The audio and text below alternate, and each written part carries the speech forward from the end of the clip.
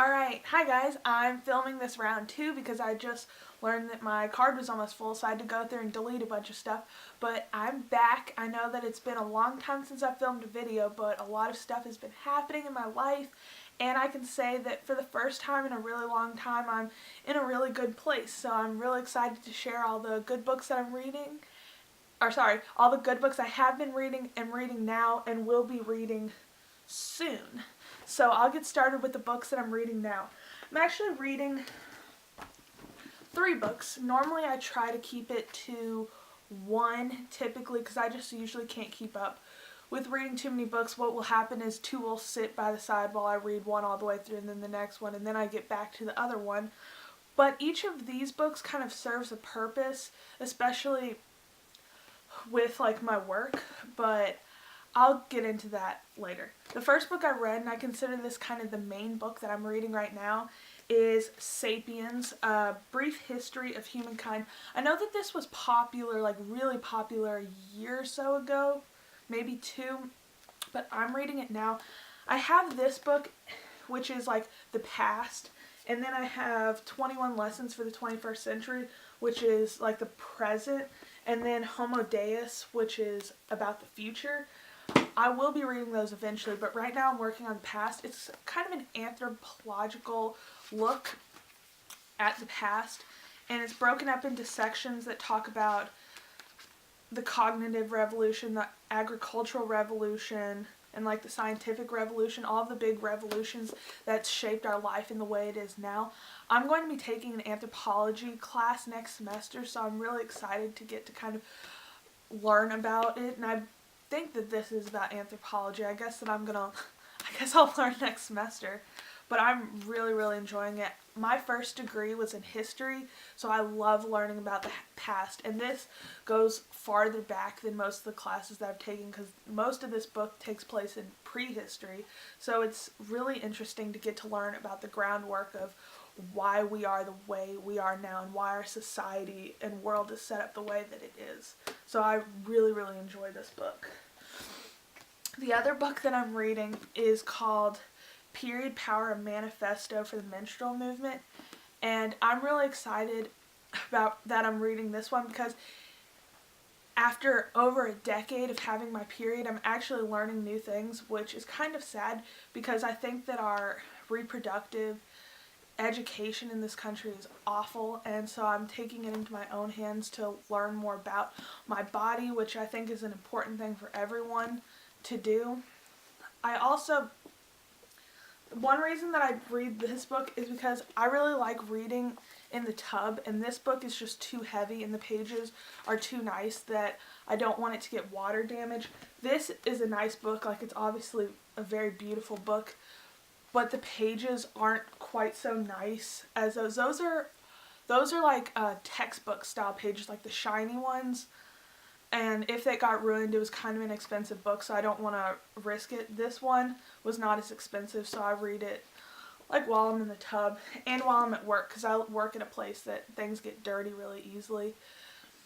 And then the third book I'm reading, I also read at work because it fits perfectly in my pocket. So whenever I have downtime on the job, I just pull it out. It's called Bitch, A Definitive and Restorative Guide.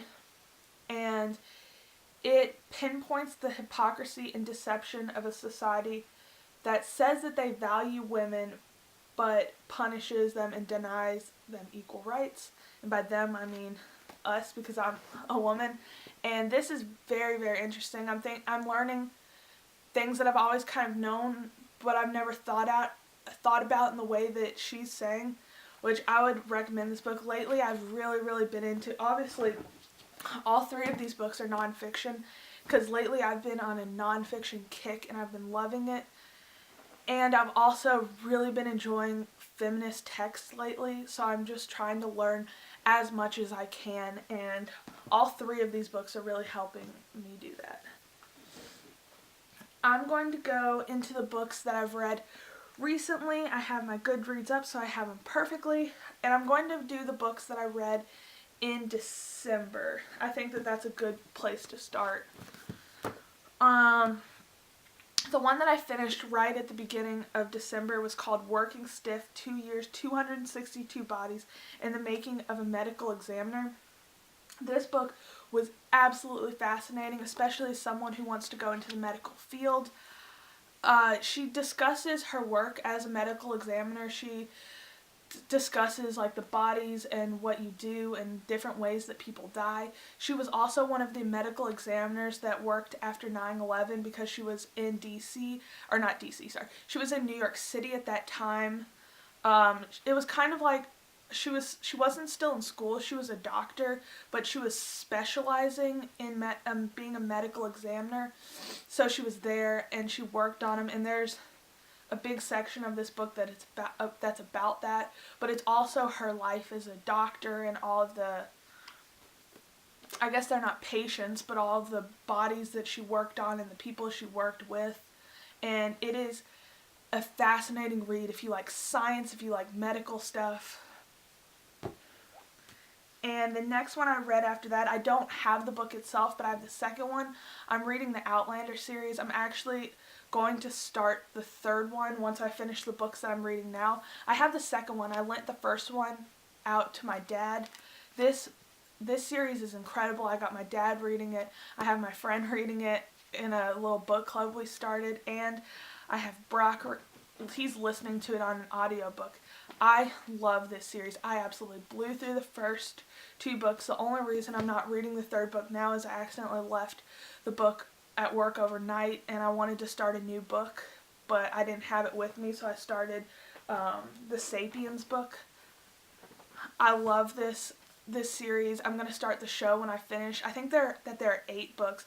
It takes place in Scotland. It's about this woman named Claire who accidentally goes back in time, and she's stuck trying to figure out why she's there, how to survive, how to get back.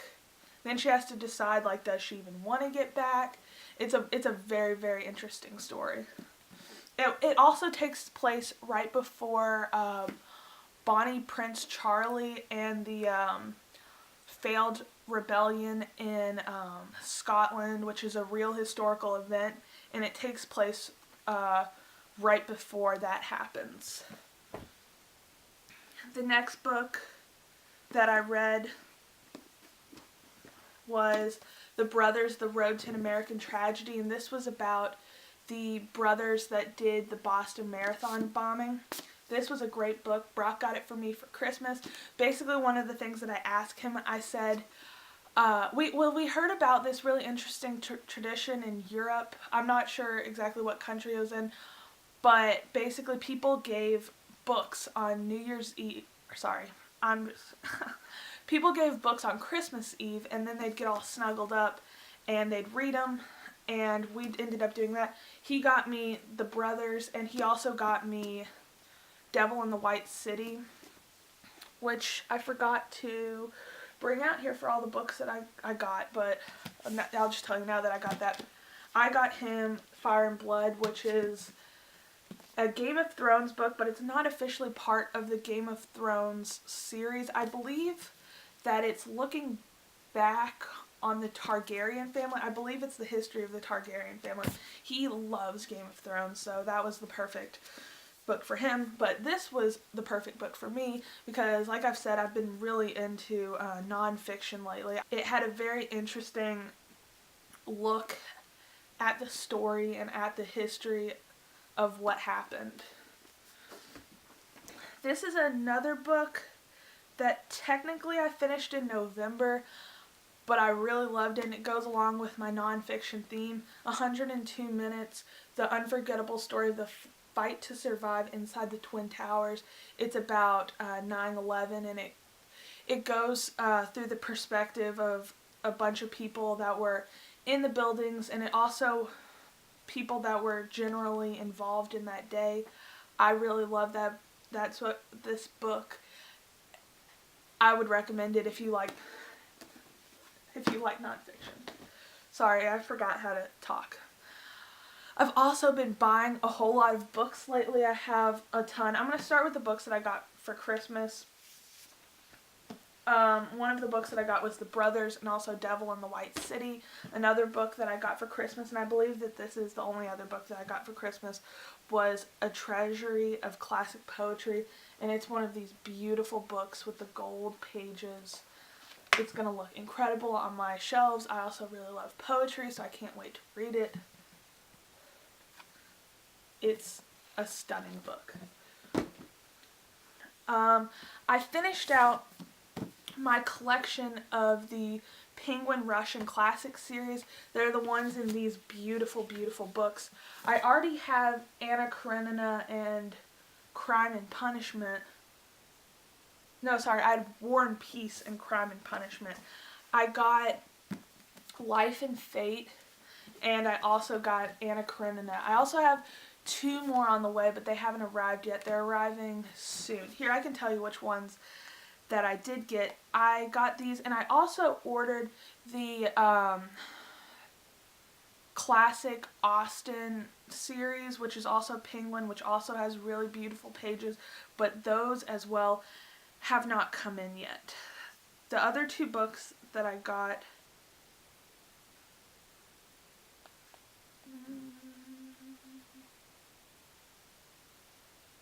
at least I thought I ordered them.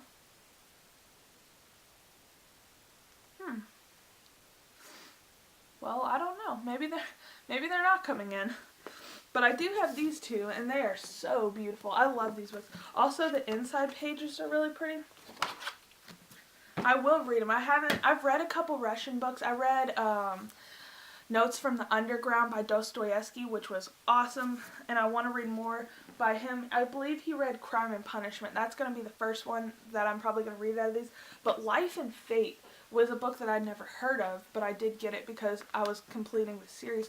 But they say it's basically a 1900s version of war. Sorry, it closed out on me again. It says that it's basically a 1900s version of War and Peace, where it follows this family through all of their hardships and their triumphs, and it's a great epic about this family. I'm not sure what family, though. Oh, I can't pronounce the family's name. And then the next one is Anna Karenina. This is a classic. It's by Tolstoy. It's about a woman named Anna Karenina, and she's a beautiful, intelligent woman whose passionate affair with a dashing count leads to her ruin. So I guess it's her story of her life. I'm not sure. I don't know much about it, but I do know that it is one of the great Russian classics, and it's a must-read for everyone. I ordered 2 more books. The Traveling Cat Chronicles. I feel like this book has become very popular lately. It's the translated version of a Japanese novel, I believe.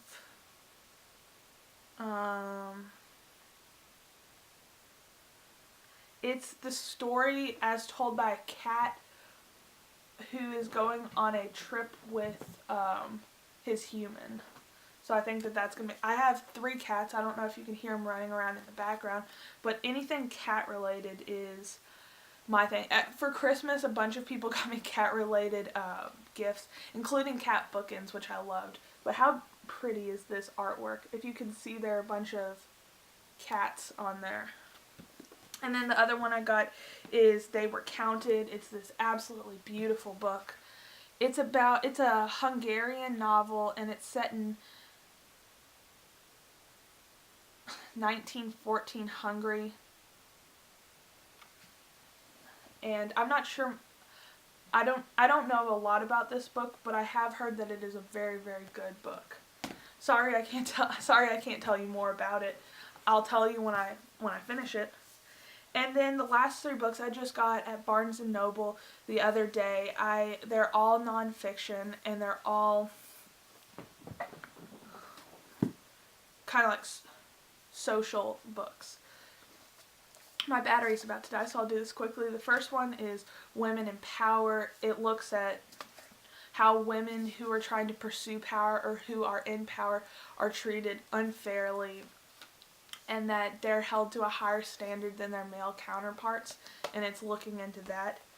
The last one is The Rise and Fall of Adam and Eve, the story that created us, and this is I believe it's how religion, specifically Christianity, has shaped the way that life is now, and I believe that it's a critique of that. Um,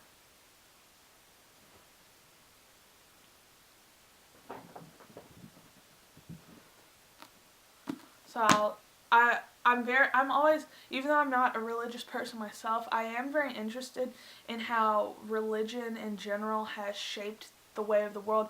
It ties in with history. So much of history is interlocked directly with religion because religion has been so important to the creation of the way our world is, for better and for worse. So I love seeing the sociology side of history. And the last one is kind of a fun book that I'm really excited about. It's called Turned On, a mind-blowing investigation into how sex has shaped our world. And do you think sex only shapes our lives in the bedroom? Think again. This seems like a very fun and very interesting read, and I'm very excited. It says your breakfast cereal, your neighborhood's crime rate, even your Amazon Prime account. Believe it or not, nearly every aspect of modern life has been shaped in some way by sex. I think that this is going to be such an interesting book. And while I would be embarrassed to read it at work, I have been walking around work with these two books, and while I've noticed people staring at them, no one's said anything to me, but I have had some interesting conversations regarding them, so I think that it's going to be alright. That was my update on all of my books. Thank you for watching, and I'll see you guys soon. Bye.